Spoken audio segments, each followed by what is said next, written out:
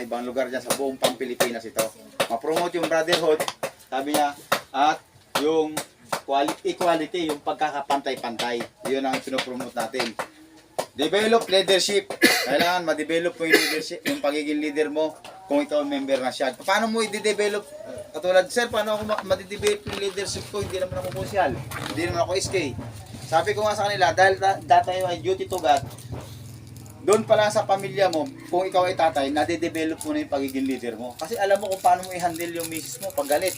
Alam mo yung ang anak mo kung paano mo siya i-handle pag, di ba? Minsan nag-aaway-aaway mga bata. O, huwag kayong magkaaway. Ganun, leader ka na nun. Di ba?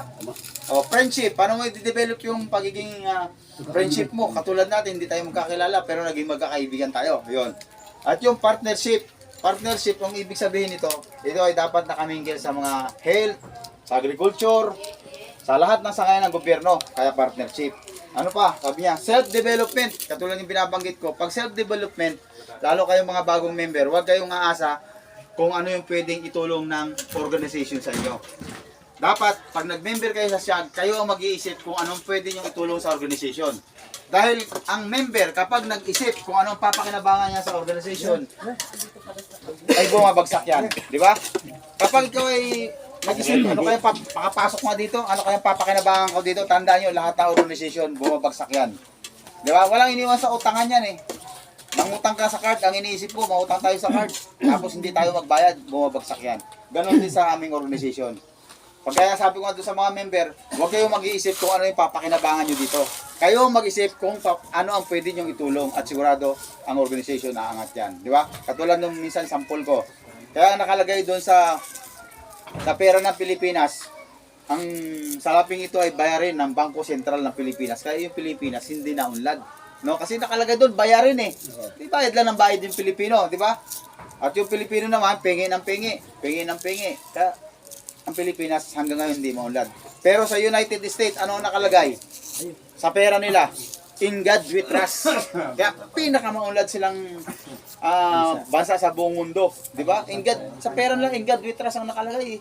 Ay sa Pilipinas, ang nakalagay, ang salaping ito ay bayarin ng Bangko Sentral ng Pilipinas. Ayun ang nangyari sa atin. Ano? Yan. O di, ayun na. Yung self-development. Self-development, katulad ng binabanggit ko nga, ay kung ano yung nakikita sa kapitbahay, yun na lang yung hingi ba ng hingi. Pare, pahingin talbos ng kamote dyan. Ha? Ito pare. Oh, pare, pahingin talbos ng pangatlo, pang-apat na araw, bigyan mo na ng pantanim. Pare, magtanim ka na rin na hindi ka hingi ng hingi. Ganun yung sabihin ng self-development. No? Yan yung binabanggit dito. Okay. Shortcutin na natin yun. Dito tayo sa organization, sabi niya. Community Investigator Action Group Philippines Incorporated with the prayer of Lord, give me your spirit to lead the power of love. Sabi niya. Di ba sa Tagalog sabi niya, Lord, ibigay mo sa akin ang iyong espiritu, sabi niya, na mamuno ng may pwersa ng pagmamahal. Hindi katulad ng mga ibang pinuno natin, ako kapitan dito, ako masusunod.